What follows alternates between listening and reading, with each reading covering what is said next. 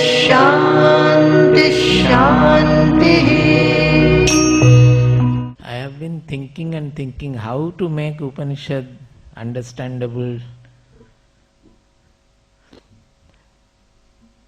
for general people. It is extremely difficult, but we try to relate it to our behavioral,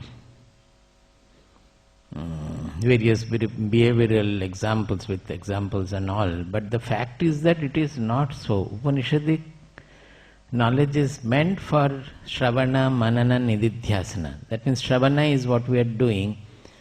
Manana and Nididhyasana means constant rumination on it. Constant rumination on it. By that only our mind and buddhi will undergo a transformation.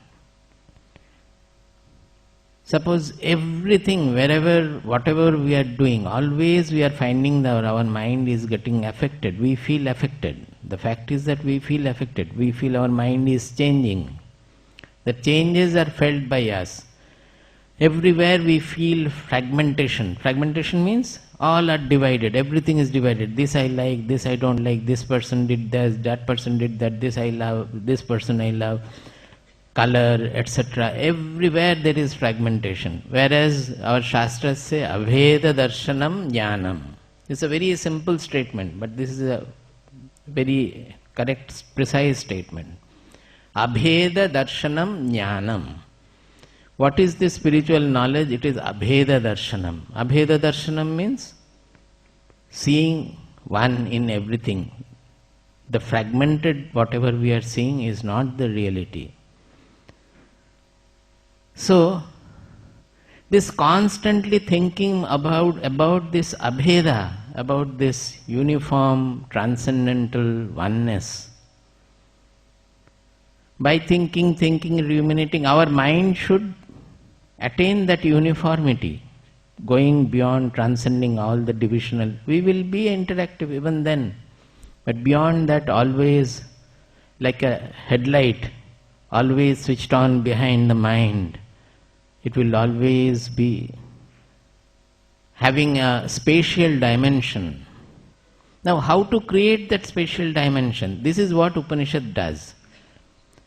That is the process of abstraction. That is always we are given to division. All the shlokas in Upanishads, they are not trying to do anything but to take our mind to that unity in diversity. Diversity we are always seeing. We don't have to incorporate. Right from birth, we are clinging to diversity. Diversity means Bheda Darshanam. Now that we don't have to do anything. Even during the day also, most of the interactions we are given to this diversity. So diversity is getting more and more ingrained in our system. So unless we treat it with this uniformity, oneness, the transcendental oneness, this diversity will not go. And the mind will suffer because of this diversity. Why are we suffering always? Because when it is my dukkha, we get affected by that. See, when it is others' dukkha, we are not getting affected so much.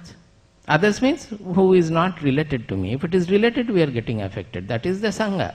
As I always give the example of any book, novel or cinema, we have to, there also we need rumination. What is happening? Suppose we are seeing a tragic film. Some films are very tragic, pathetic, there is a lot of pathos.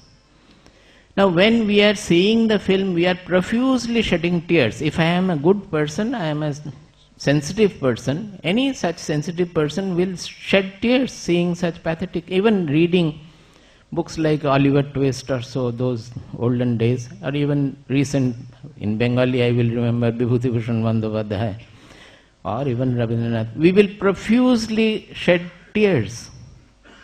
But is that dukkha we are disliking? This is suffering.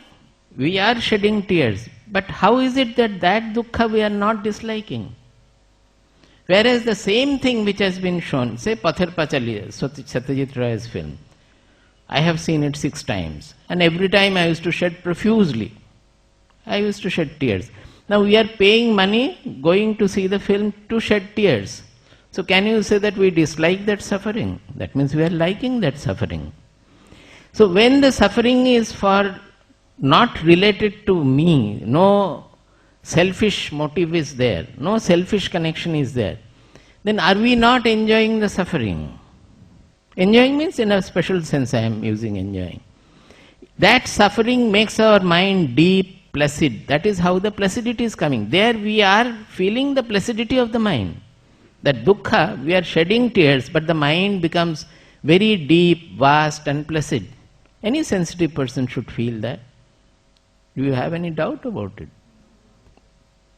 Now, why it is not happening when some same thing is happening in our family, in our case, in our own case? Because there we are related by some selfish clinging to that. Oh, what will happen to me? That means whatever the result of that, we are immediately getting affected by that. But if we can have that universal dimension, then all the sufferings of the world will be ours, but nothing will be, there won't be any distaste for any of the suffering in the world. We will be able to embrace much more of suffering, others people's sufferings also, because everything will take us to that placid, deeper level. How is it happening? It is because we are not clinging to the divisions, that normal clinging to every fragmented appearance that this is mine, this is others, this is what I want, this is what I dislike, this is what I like. If that clinging is somehow overcome, outlived, then the whole life becomes prasada. Ananda also we can say. The words are used in, different words are used in different places. They mean the same thing. Prasada is used, Ananda used, in some cases in Bhagavad Gita. Sukham atyantikam is used. Atyantika sukha. Bliss is used sometimes. So, this abstraction is very core of the Upanishadic knowledge, and it is not for any theoretical purpose or philosophical purpose. It is to take our mind to that abheda darshana, to that uniform, universal level. So I don't think I have a shortcut there. I can try to relate various things, try to explain what they are saying, relate it to our normal rational thinking. Because if I just explain as it is in the translation, or say in the tika or explanation also, generally they use the Vedic way of interpretation. Many of the modern people will not be able to understand much. So we are trying to put them, the interpretation, in terms of modern scientific rational thinking, so that we can easily relate, so that we can think, we can conceive of, we can conceptualize what they are doing. That much I can do. But I cannot present in an easy manner of, say, some devotional lecture or anything of that sort, where I will only speak that sab chhodna hai, sukh mein rehna hai, anand karna hai. By saying all those things, nothing, no purpose will be had. We have to undertake this vichara. Vichara means this introspection, through which we can outlive the divisional tendencies of the mind. And that is the only way. So, we did the first chapter, but some portions I will again recapitulate, because some people might not have attended also. The classes were going on in the morning. Now, here this in Mundakopanishad, I said that the Mundaka word means shaven-headed. That means it may mean represent the sannyasins, or it may mean the hair is representing the worldliness in our mind. Again the same thing, that fragmented vision of the mind. So shaving of the hair makes the head uniform, plain. There is no division there. So it means that the worldliness is taken away from our mind. So Mundakopanishad is an Upanishad which will take away the worldliness from our mind, so that the mind will become uniform, one, universal, all-pervading, like that. The mind will become like the soul. This is the purpose. Now in this they have taken Angiras as the rishi, the teacher, and Shaunaka, the householder, great householder, as the disciple. And they say that Shaunaka came to Angiras and asked this question. Came in what manner? He came in the proper Vedic manner, as a proper seeker will approach a guru, a realized guru. That means Shaunaka had the initial disciplines and the refinements necessary for a fit seeker or a deserving seeker. That they have said. And that is why there is no test done for the seeker. When Shaunaka asked, Kasminnu bhagavo vijñāte sarvamidam vijñātam bhavati iti. Bhavati iti means bhavati iti. The question is, Kasminnu bhagavo vijñāte sarvamidam vijñātam bhavati. O Lord, by knowing which everything will become known. This everything does not mean that I will know how many leaves are there in the tree. It is not that. But the essence of entire existence will become known. Still more correct will be to say that I will not have any further enquiry. That we are always suffering from an insufficiency, lack of fulfillment in the intelligence. That will not be there. The enquiry part, the intelligence will become fulfilled. It will not look for anything more. That is the question. And immediately Angira starts answering him. That means he understood that here is a fit seeker, a deserving seeker, who can be given this knowledge. He is fit to receive the knowledge, and he starts. I compared this with Kathopanishad, where the seeker is a 7-year-old boy, Nachiketa. So naturally there is enough doubt. He may ask a question, but whether he is fit to receive the reply or not. He asks Yamaraja that, Yeyam prete vichikitsa manushye astityeke nayamastiti chaike etad vidyam anushishtastvayaham. He says that what happens when the body falls? Some people say that there is something remaining, whereas some people say that there is nothing. So I would like to know the truth of it. When the body falls, what happens to human being, whether something remains or not. He is not asking for yes and no also. Say, yes, something remains. No, something does not remain. It's not like that. I would like to know the truth of this by remaining, undergoing your tutelage, undergoing the discipline given by you. Anushishtastvayaham. By being taught by you. Anushishta has come from shasana. That means by undergoing the discipline given by you, the sadhana given by you, I would like to realize the truth of it. This was his question, the first question. Now immediately Yamaraja started discouraging him. How can I tell you this? Even the devas of the heaven, they don't know about it. Forget about human beings. Only rare few can know about it. You are a 7-year-old boy. How can I give you this knowledge? You will not understand. Better you ask for this, ask for that. One after another, he offers him everything in the world that is available.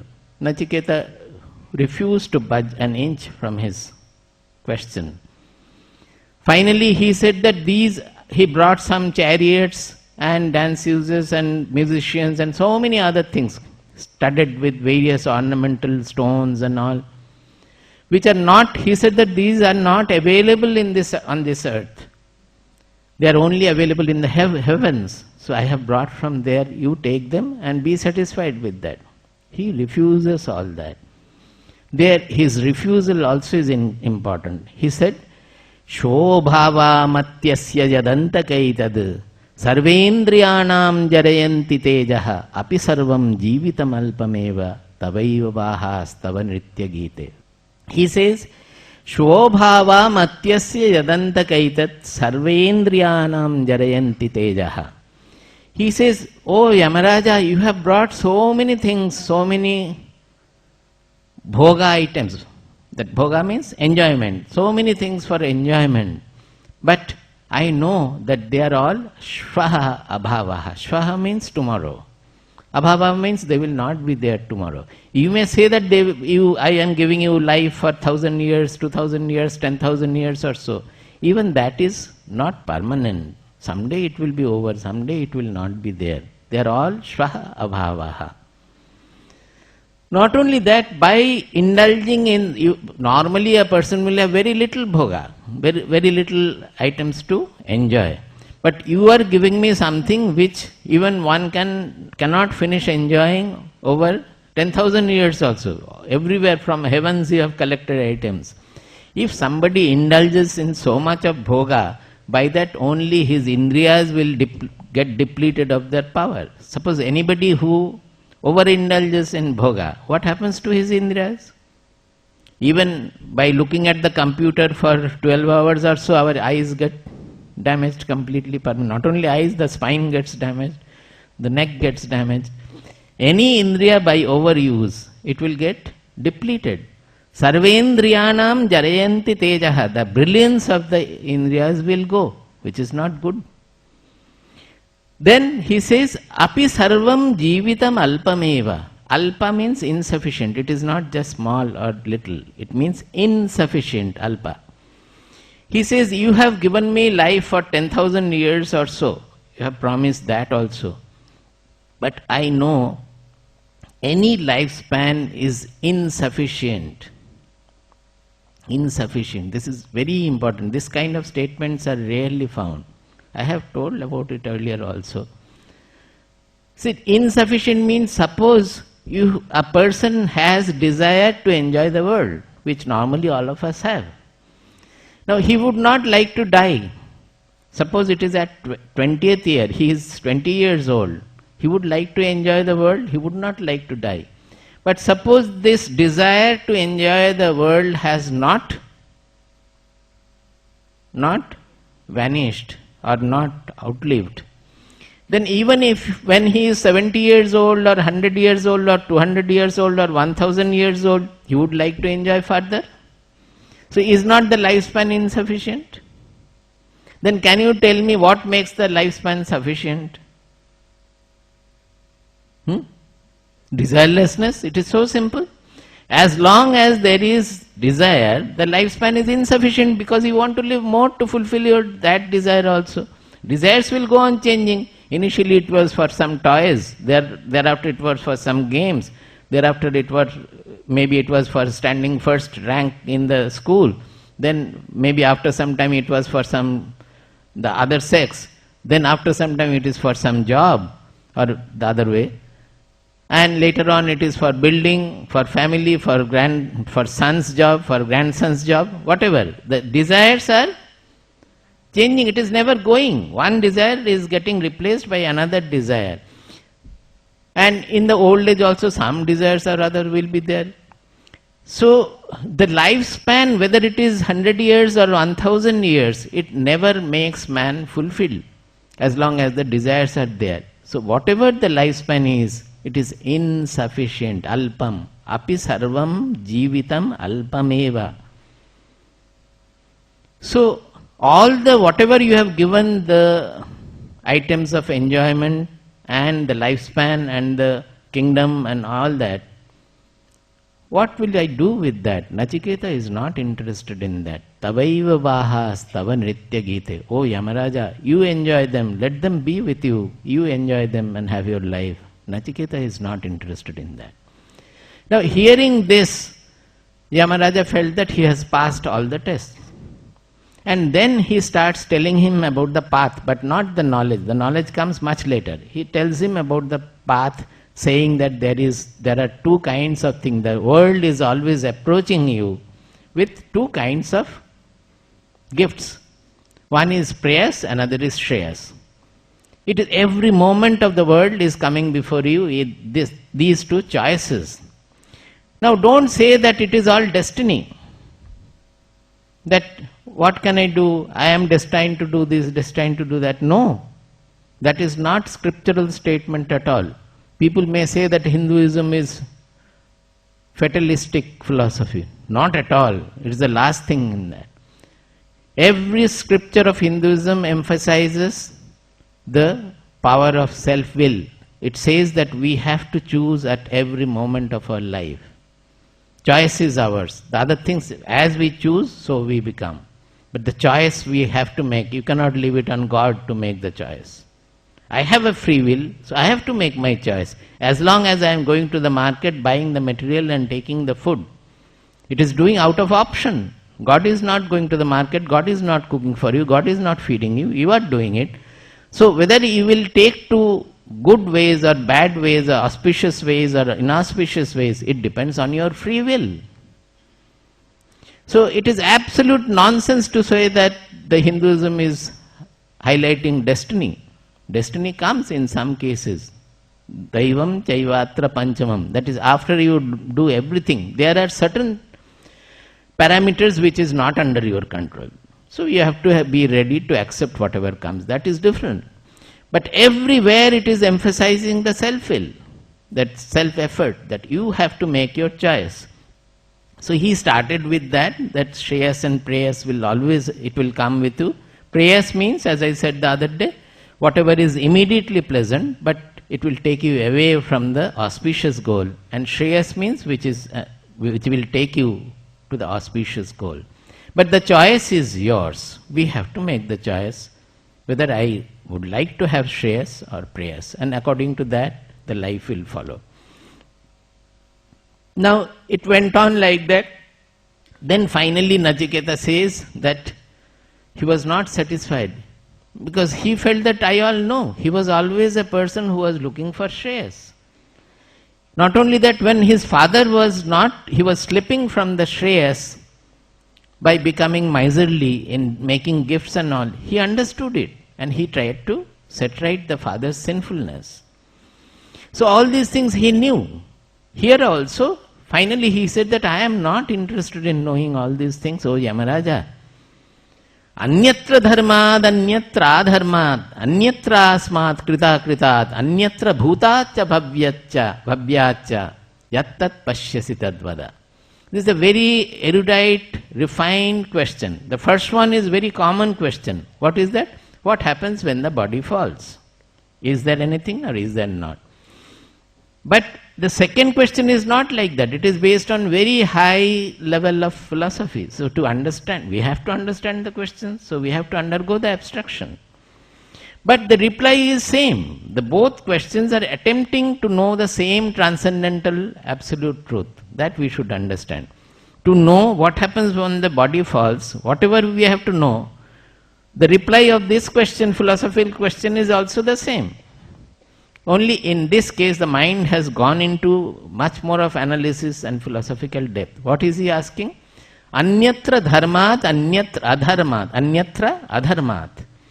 That means if you know, O Yamaraja, if you know something which is beyond the moral codes of dharma and adharma, the moral codes. Because dharma and adharma will lead us to auspicious, inauspicious. But to get at the truth, we have to go beyond that. Because in truth, both dharma and adharma are product of the same truth. They are hosted by the same truth. Suppose we divide God and Satan separately or evil separately, then where are they standing? Who has created the evil? So the truth has created both the good God and the bad God also.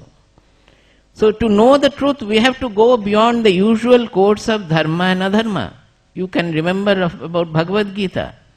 He said finally that sarvadharman parityajya mamekam sharanam braja. Arjuna. Because when you are fighting the righteous war, you know the righteousness according to the war code, what is righteous, what is non-righteous, everything you know.